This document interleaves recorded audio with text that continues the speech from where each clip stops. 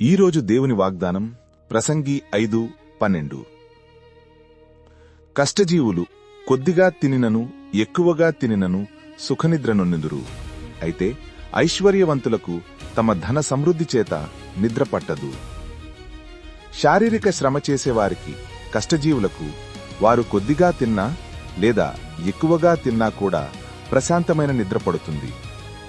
దీనికి కారణం వారి మనస్సులో ఆందోళనలు తక్కువగా ఉండటం మరియు కష్టపడిన తర్వాత వచ్చే సహజమైన అలసట.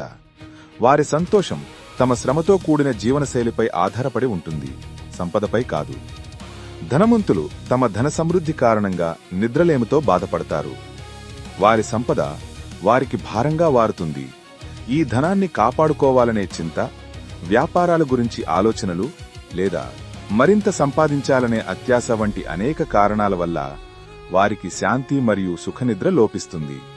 నిజమైన శాంతి, నిజమైన నిద్ర, నిజమైన ఆనందం సంపదతో కాదు, దేవునిపై ఆధారపడే హృదయంతో వస్తాయి.